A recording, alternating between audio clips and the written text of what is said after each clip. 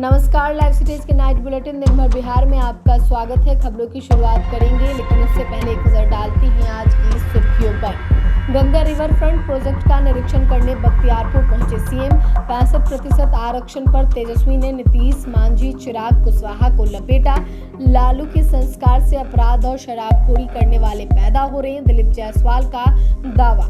जातीय जनगणना का दिखावा कर रही बीजेपी, सांसद मनोज झा बोले। मांझी की पार्टी का ऐलान, 40 सीटों पर लड़ेंगे, समझौता नहीं होगा। प्रशांत किशोर ने लालू और तेजस्वी पर कसा तंज। साइबर क्राइम और नशे के खिलाफ 2 नई यूनिट को मिली मंजूरी। एडीजी कुंदन कृष्णन बोले, डबल मर्डर से दहला पटना, घर में घुसकर रिटायर्ड नर्स और बेटी की हत्या।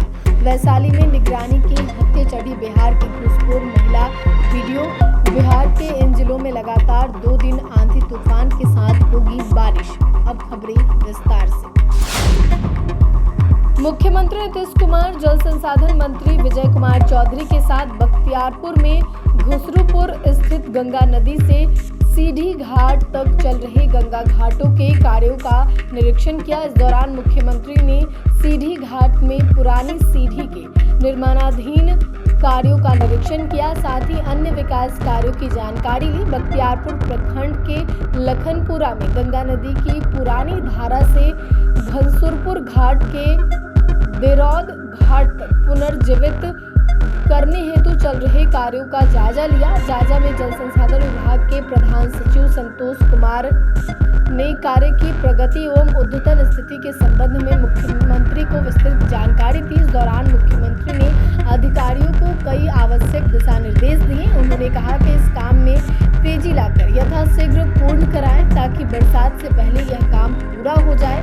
सीढ़ी घाट एवं इसके आसपास चल रहे विकास कार्यों के पूर्ण हो जाने से यहां आने वाले लोगों को काफी सहूलियत होगी।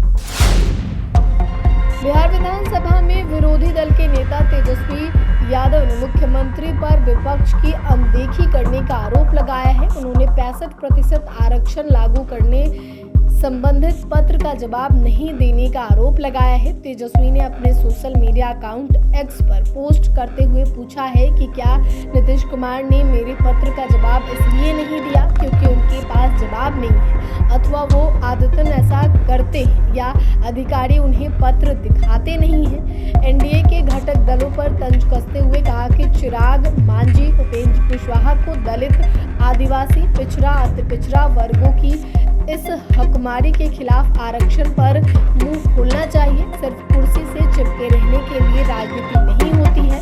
अगर नीतीश कुमार प्रधानमंत्री और गृह मंत्री के सामने इस विषय पर कुछ बोलने में असमर्थ हैं, तो उन्हें विधानसभा का एक दिन का विशेष सत्र बुलाना चाहिए। फिर देखिए कैसे हम इसे लागू कराते हैं। बीजेपी प्रदेश अध्यक्ष दिलीप जायसवाल ने कहा कि लालू यादव के संस्कार में बिहार में अपराध और शराबखोरी करने वाले राक्षस पैदा हो रहे हैं। जवाब में राजद और कांग्रेस ने पलटवार किया। बीजेपी के बड़े नेता नरेंद्र मोदी से माफी मांगने की मांग करते हुए कहा कि भाजपा खुद राक्षस बनकर क्षेत्रीय दलों को खाना चाहती है। दिलीप जायसवाल ने आरजेडी चीफ लालू यादव पर बड़ा हमला किया। उन्होंने कहा कि बिहार में अपराध और शराबखोरी के लिए लालू यादव का संस्कार जिम्मेदार है। बिहार में शराब के धंधे और बढ़ते अपराध के लिए राजद के नेता जिम्मेवार हैं। उनके नेता लालू यादव का ऐसा संस्कार और संस्कृति है कि बिहार में राक्षस के रूप में अपराध फैल रहा है। सरकार एक अपराधी को साफ करती है तो लालू यादव के संस्कार से 100 राक्षस पैदा कर देते हैं। राज्यसभा सांसद मनोज झा ने बीजेपी पर जमकर निशाना साधा। उन्होंने जातीय जनगणना, आरक्षण और सामाजिक न्याय से जुड़े मामलों पर केंद्र की मंशा पर गंभीर सवाल खड़े किए। मनोज झा ने कहा कि भाजपा की नीतियां न केवल आरक्षण विरोधी है, बल्कि वह पिछड़े और अति पिछड़े वर्गों को भ्रमित करने की साजिश रच रही है। मनोज झा ने यह भी कहा है कि केंद्र सरकार ओबीसी और ईबीसी वर्ग की वास्तविक संख्या बताने से कतरा रही है। उन्होंने पूछा कि जब संसद में ओबीसी को लेकर बहस होगी तो उनके आंकड़ों और हक की जानकारी कौन देगा। उन्होंने चेतावनी दी कि अगर निजी क्षेत्र में ओबीसी की गिनती को पर्दे के पीछे रखा गया तो पूरा देश इसके खिलाफ खड़ा हो जाएगा। जीतन राम मांझी की पार्टी ने ऐलान कर दिया है कि वो 40 सीटों पर विधानसभा चुनाव लड़ेंगे, उससे कम सीट पर समझौता नहीं करेंगे। दरअसल सोमवार को हिंदुस्तानी आवाम मोर्चा सर्कुलर के द्वारा एक दिवसीय बिहार विधानसभा प्रभारी कार्यशाला शिविर का आयोजन किया गया। जीतन राम मांझी के बेटे और हम पार्टी के राष्ट्रीय अध्यक्ष संतोष सुमन ने बड़ा बयान दिया। कार्यक्रम में हम पार्टी की महिला कार्यकर्ताओं ने कहा कि हमारी तैयारी पूरी हो, 40 नहीं तो 243। यदि हमें 40 सीट नहीं मिलती है तो हम 243 सीटों पर चुनाव लड़ेंगे। हालांकि हम पार्टी के राष्ट्रीय अध्यक्ष संतोष सुमन सीट बंटवारे या फिर सीटों को लेकर अपनी इच्छा जाहिर करने से बचते दिखे। संतोष सुमन ने कहा कि एनडीए के सभी दल एकजुट हैं और एक होकर चुनाव लड़ेंगे। उन्होंने कहा कि हम सभी 243 सीटों पर तैयारी कर रहे हैं। 243 सीटों में से 225 सीट हम लोग जीतेंगे और एक बार फिर सरकार बनाएंगे। वहीं चिराग के चुनाव लड़ने पर कहा कि हम स्वागत करते हैं, उनके आगमन से एनडीए को मजबूती मिलेगी। प्रशांत किशोर ने राजद सुप्रीमो लालू प्रसाद और तेजस्वी यादव पर तंज कसते हुए कहा कि आप लोग अपने बच्चों की चिंता नहीं करते हैं, परंतु नेता अपने बच्चों की चिंता करते हैं। उनका बेटा 9वीं फेल हो या न हो, पर उन्हें राजा बनाना चाहते हैं, इसलिए आप सब भी अपने बच्चों की चिंता करें, उनके शिक्षा व रोजगार को लेकर वोट करें। जनता का राज है, जनसुराज को स्थापित करें।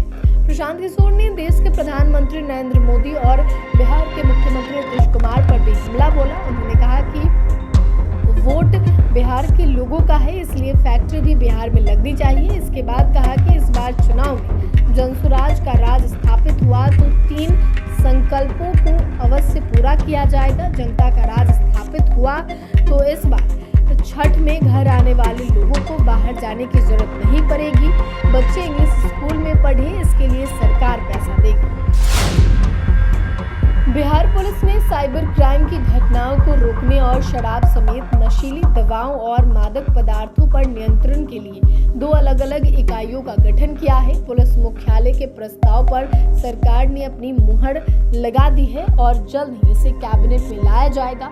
एडीजी मुख्यालय ने बताया कि साइबर क्राइम कम साइबर सिक्योरिटी यूनिट के अलावा प्रोहिबिशन और नशीली दवाओं पर नियंत्रण के लिए स्टेट एंटी नारकोटिक कम प्रोहिबिशन यूनिट के गठन का फैसला लिया गया है। यह पता चला है कि बिहार में नेपाल, झारखंड और यूपी से यह बिहार पहुंच रहे हैं। एडीजी मुख्यालय ने बताया कि राज्य में हत्या की घटनाएं बढ़ी हैं, रेप और गैंगरेप की घटनाएं बढ़ी हैं, लेकिन यह अप्रत्याशित नहीं है। पटना के आलमगंज थाना क्षेत्र में मां बेटी के हुए दोहरे हत्याकांड में एडीजी मुख्यालय ने आसपास पड़ोस की लड़ाई का परिणाम बताया।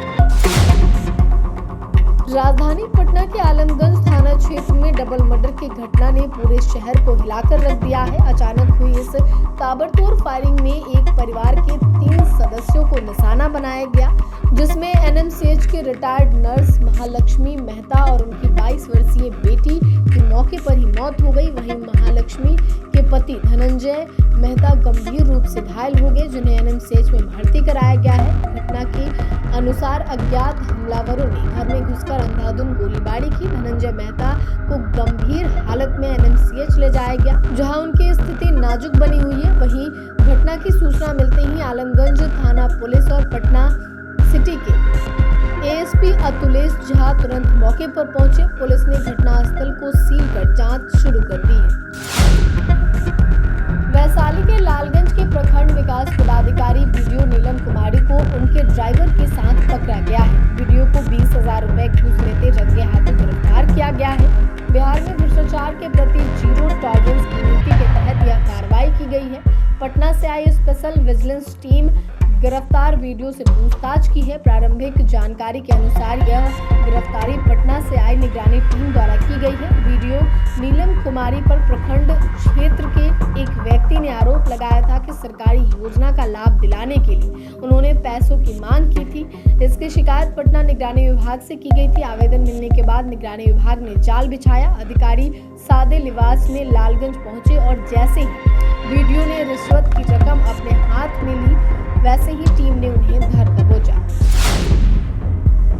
पटना मौसम विज्ञान केंद्र ने बताया कि बिहार के सभी जिलों में 12 और 13 जून को बारिश, तेज हवा चलने, मेघ गर्जन और वज्रपात की संभावना है। ऐसे मौसम में घर से बाहर निकलने के समय छाता साथ में रख लें। मौसम विभाग के अपडेट के मुताबिक दोनों दिन बिहार के अधिकांश जिलों में 50 से 60 किलोमीटर की गति से हवा चलने के साथ मेघ गर्जन, वज्रपात और बारिश की संभावना है। पटना मौसम विज्ञान केंद्र ने जिन जिलों में ऑरेंज अलर्ट जारी किया है उनमें ईस्ट और वेस्ट चंपारण, गोपालगंज, सिवान, सारण, पटना और वैशाली जिला शामिल है। इन जिलों में 50 से 60 किलोमीटर प्रति घंटे की स्पीड से हवा चलने के साथ भारी बारिश की संभावना है।